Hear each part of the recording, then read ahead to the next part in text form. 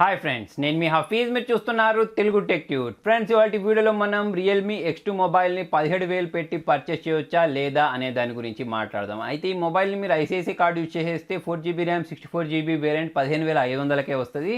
So ఆ విధంగా చూసుకున్నట్టయితే ఈ మొబైల్ ప్రైస్ అనేది అయితే మీకు తగ్గిపోద్ది. సో యాజ్ ఇట్ ఈజ్ మనం ఈ మొబైల్లో డిస్ప్లే, డిజైన్, బిల్డ్ క్వాలిటీ గురించి మాట్లాడి మిగతా ఫీచర్స్ గురించి అయితే మాట్లాడదాం. సో దీని డిస్ప్లే సైజ్ గురించి మాట్లాడితే 6.4 ఇంచెస్ సంబంధించిన ఫుల్ హెచ్డి ప్లస్ డిస్ప్లే దీనిలో వాడడం జరిగింది. సూపర్ అమోలెడ్ డిస్ప్లే దీనిలో యూజ్ చేసేస్తారు. బ్యాక్ చూసుకున్నట్టయితే మనకు front back Gorilla Glass 5 protection ఇచ్చారు. సో గ్లాస్ బిల్డ్ తోటి అయితే దీన్ని డిజైన్ చేయడం జరిగింది. బ్యాక్ చూసుకున్నట్టయితే మనకు 4 కెమెరాస్ కనిపిస్తాయి. కెమెరా బంప్ ఏదైతే ఉంటుందో అది చూడడానికి మనకు కొంచెం పైకి వచ్చినట్టయితే కనిపిస్తుంది. అయితే రియల్మీ X2 ప్రోతో పోల్చుకున్నట్టయితే లోగో ఏదైతే ఉంటుందో రియల్మీ బ్రాండింగ్ మనకు కెమెరా పక్కకు కాకుండా కింది వైపు క్యాస్టీస్ ఇంతకుముందు ఎక్కడ ఉండేనో అక్కడనే పెట్టేశారు. నెక్స్ట్ మొబైల్ వెయిట్ గురించి మాట్లాడినట్టయితే మీకు లైట్ వెయిట్ గానే అనిపించేస్తుంది. అంత బల్కీగా అయితే నాకు అనిపించలేదు. ముందు మనకు వాటర్ డ్రాప్ నాచ్ కనిపిస్తుంది. బెజల్ చూడడం చాలా తక్కువ చూడడానికి కనిపించేస్తాయి.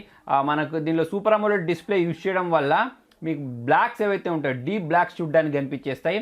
అంటే మీకు ఓన్లీ ఫ్రంట్ నుంచి పెట్టేసుకుంటేనే క్లారిటీ కనిపిస్తాయని కాదు, మీరు యాంగిల్స్ మార్చినప్పుడు చూడడానికి చాలా క్లారిటీగా అయితే కనిపించేస్తుంది. అయితే రియల్మీ X2తో పోల్చుకున్నట్టయితే బ్రైట్నెస్ అనేది నాకు కొంచెం తక్కువ అనిపించింది. ఇంకొంచెం ఎక్కువ ఉంటే బాగుండు అని అయితే అనిపించింది. నెక్స్ట్ ఓవరాల్గా చూసుకున్నట్టయితే మొబైల్ అనేది చాలా ప్రీమియంగా, చాలా స్టైలిష్గా అయితే కనిపించేస్తుంది ఈ బడ్జెట్ సెగ్మెంట్లో.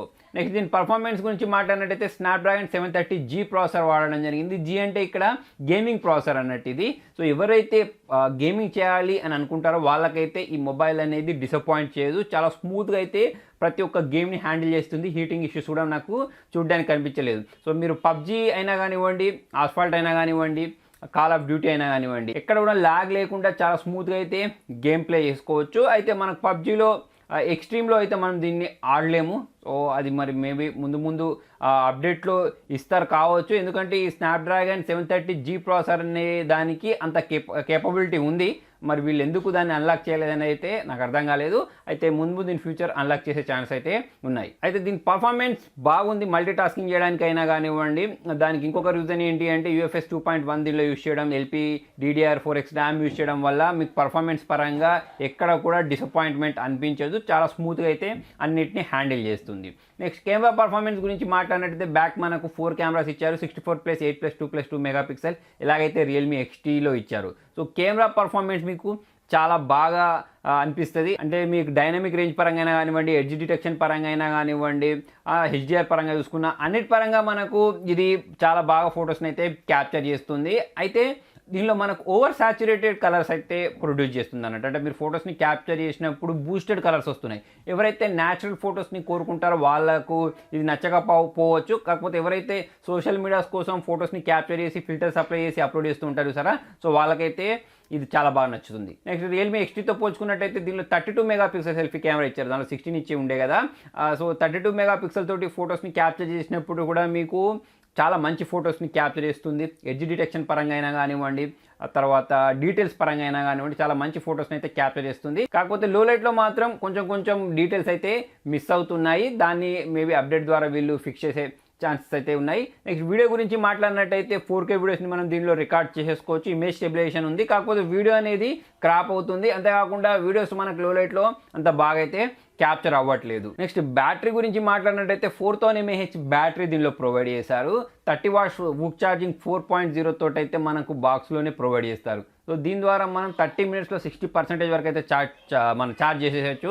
నెక్స్ట్ మన 1 అవర్లో 95% ఛార్జ్ చేసేయచ్చు. సో మనకు ఛార్జింగ్ పర్ఫార్మెన్స్ అంటే ఫాస్ట్ ఛార్జర్ ఏదైతే ఉంటుందో అది చాలా బాగా పర్ఫామ్ చేస్తుంది. మనకు 15,500 బడ్జెట్లో ఇంత ఫాస్ట్గా ఛార్జ్ చేస్తుంది అంటే మంచి విషయం అని చెప్పేసుకోవచ్చు. అయితే దీనిలో మనకు కలర్ OS 6.1 ఇచ్చారు. అవుట్ ఆఫ్ బాక్స్ Android పై ఇచ్చారు. సో ఈ కలర్ OSకి సంబంధించిన ఆప్టిమైజేషన్ అనేది నాకు ఎప్పుడు నచ్చదు. ఈసారి కూడా మనకు బ్యాటరీ డ్రైన్ అయితే చాలా తొందరగా అయితే జరిగినట్టు నాకు అనిపించింది. అంటే నేను గేమ్స్ ఆడిన తర్వాత నెట్ఫ్లిక్స్లో, యూట్యూబ్లో వీడియోస్ చూసిన తర్వాత నాకు 1 డే కూడా బ్యాటరీ బ్యాకప్ రాలేదు. నెక్స్ట్ సెక్యూరిటీ గురించి మాట్లాడినట్టయితే దీనిలో in display finger print censor ఇచ్చారు. సో మనకు అది చాలా బాగా పర్ఫామ్ చేస్తుంది. తర్వాత ఫేస్ అన్లాక్ ఏదైతే ఉంటుందో అది కూడా చాలా ఫాస్ట్గా అయితే అన్లాక్ చేస్తుంది. అక్కడైతే ఎటువంటి ఇష్యూస్ లేవు. టైప్ సి పోర్ట్ ఉంటుంది, వైడ్ 1 L1 సపోర్ట్ ఉంటుంది. యూట్యూబ్లో అయితే మనకు HDR వీడియోస్ ప్లే చేసుకోవచ్చు. కాకపోతే నెట్ఫ్లిక్స్లో మనకి HDR వీడియోస్ అనేది నాకు సపోర్ట్ అనేది చూడడానికి కనిపించలేదు. మేబీ నెక్స్ట్ అప్డేట్ ద్వారా దీన్ని ఫిక్స్ చేస్తారు కావచ్చు. నెక్స్ట్ మనకు డార్క్ మోడ్ సపోర్ట్ ఇచ్చేసారు. సో ఇలా మనకు ఒక మొబైల్లో ఏమేమి ఫీచర్స్ అయితే కావాలో అవన్నీ ఫీచర్స్ కంప్లీట్గా దీనిలో ఉన్నాయి. 3.5mm జాక్ ఉంది, టైప్ సి పోర్ట్ ఉంది, గ్లాస్ బిల్డ్ ఉంది.